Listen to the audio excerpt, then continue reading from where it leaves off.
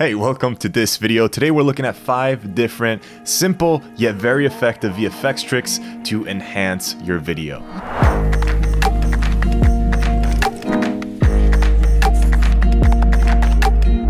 So I'm very excited for this video because this is honestly something that has helped my career tremendously, especially in the very beginning when I didn't have access to bigger budgets or fancy gear. I use these tricks all the time to fake continuity whenever, there wasn't as much oversight on set as much as I would want to, and even enhance the lighting and the feel of shots. The tricks are very simple, but the differences in the results are actually pretty amazing, so definitely stick around until the end. And do me a favor before jumping in, help you. Give this video a like because it actually informs me that you like these types of videos, and also the algorithm, which helps me have a bigger reach with these videos and allow me to do more. And if this is your first time on this channel, welcome. We do filmmaking and VFX tricks, so definitely subscribe for more videos like this. All right, now let's jump right in.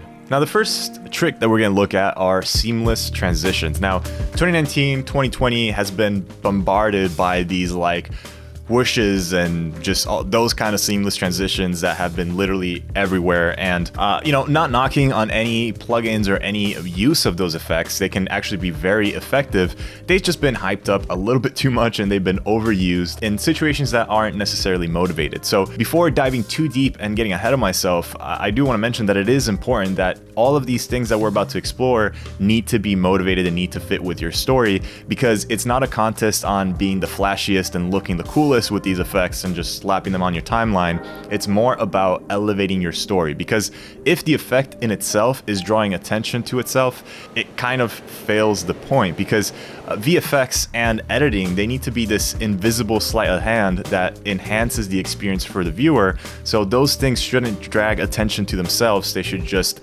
push the story forward. But you can totally play with those kinds of transitions. That's not what I'm gonna get into. And by the way, if you are interested in those transitions that you just saw and that were used, they are actually useful. They have their time and place. And I'm gonna leave a link for them in the description down below if you wanna check that pack out. But the transitions that we're gonna talk about right now are actually completely free. You don't have to buy anything. And sometimes they're a little bit more subtle and thus a little bit more cinematic, and meaning that they can fit in more narrative work without being overly flashy. So let's take a look exactly at what I mean. So in this sequence, you can see that, the subject is using their arm to sort of wipe us into the next location. And this can be a great transition to, push us forward in a point in time or even onto the next location. So you can see it's very subtle, but it's also a nice visual trick that is keeping the interest going, and it makes this sequence feel a lot more dynamic. So there we go. Pretty simple, but pretty effective.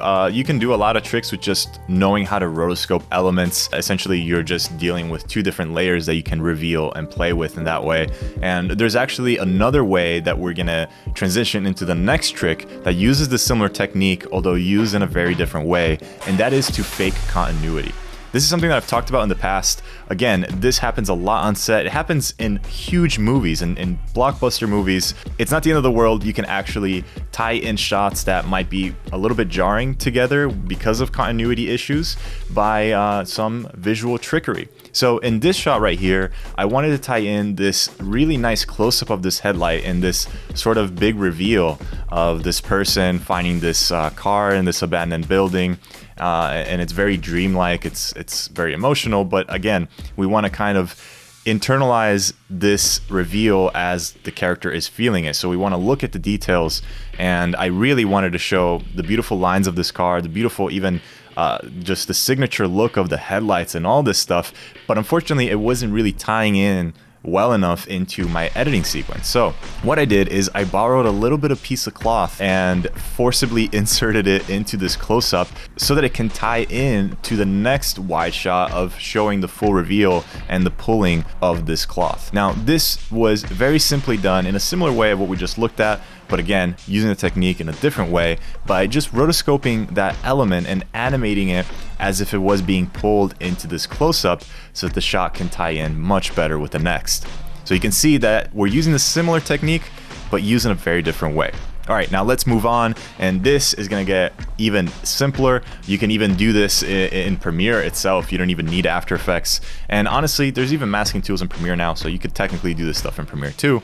But here's a very simple one, and that is adding overlays. And this can be a subtle layer of detail, such as adding these dust particles. Again, it helps adding motion to your shot, especially if you have maybe a static shot, a wide establishing shot, and of course, dust particles make sense. It can really add a nice layer of depth. Now here I'm using my pack particles. You can check it out in the description if you want to, and it's a collection of dust particles. And that kind of atmospheric motion in your shot just inherently makes it feel more cinematic. But let's not stop there. As a bonus here, let's take a look at how you can use even light leaks and light elements to transition and smooth the cut from one shot to the next. Now I'm using my pack again, but I'm just doing that, of course, because I'm proud of my packs, but you can use whatever you want. I'm using vintage light effects in this case, and you can see how we're transitioning with the motion of this flashlight, which is motivating this sort of wipe of the screen for us to go into this close-up. So again, very effective to kind of keep the momentum going, keep the flow going, and I think it can be very cool, again, when used properly and when it's motivated. So let's move it along to number 4, and that is enhancing the light of your scene. Now, this might seem complex, but it is very simple, and it's something that I've talked about over and over on my channel in different ways with different scenarios and different case studies, because I think it's that powerful, and you should definitely be aware of it. And honestly, if you use it, it'll make a huge difference. As you can see here, these are some of the examples that we've talked about in the past. So just by using solids and adjustment layers, you can not only fake shadows, but also light elements, as we're seeing in this shot right here. So it's super simple to do. All you're creating is, again, just masks and solids. And if your shot is moving, you're gonna have to do a little bit of tracking, but honestly, it is something so simple to do.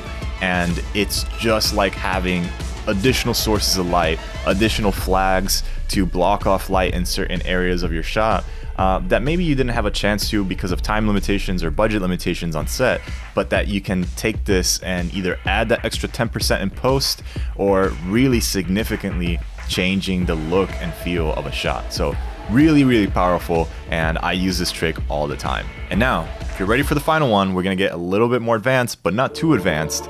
We're gonna actually be adding volumetric light into our shot. Now, this is something that I've sort of touched upon the channel, but I'm gonna take this a step further because I'm actually about to release a pack. You know, you can't download it yet, so I'm not just promoting it for you to buy it, but I'm just really excited for it, and it's coming out very soon. I'm probably gonna drop it next week, but it's essentially a collection of these volumetric light shafts, these real volumetric light shafts that you can apply into your footage.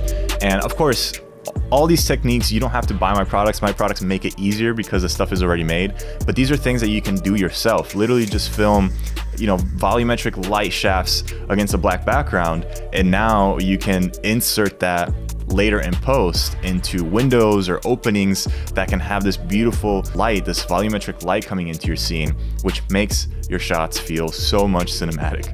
Now, sometimes you might have actual limitations on certain locations where you can't use a hazer or a fog machine, and you still want to have that look. So this is a nice workaround, even if you do have the budget. But a lot of times, if you're doing run and gun shoots, these are just those extra polishing layers that can be just really nice and pleasing to look at. Most sets on movies always have a certain degree of haze. Even when it's not as prominent as having, you know, light shafts, there's always a tiny little bit of haze because, as we've talked about in the past videos, having separation in your scene is super important. And that is because films are a flat medium. You know, unless you're watching a 3D movie, these are just a rendition of reality in a flattened way. And so we want to do things as filmmakers to sort of not only enhance the perception from the viewer of the depth of the things in your scene, but also to make them visually pleasing. And so that's where, you know, separating your subjects, whether it's through your lighting or your depth of field, so by blurring the background, or even with elements like haze and creating that sort of contrast separation, to color contrast, and all these different ways of, again, creating dimension are super important. So, you know, whether you are coming from a run and gun situation where you really need to fix a shot, to just adding that final 10% polish, these things, these elements and these tricks can be really powerful, and you can combine them. I have a note here from my production manager, definitely gotta say this. February 12th to 15th, there's a Valentine's Day gift that I'm doing. It's more of a sale, and it'll be 25% off. And if you are interested in purchasing these packs, you can find them at kriscoart.com/marketplace.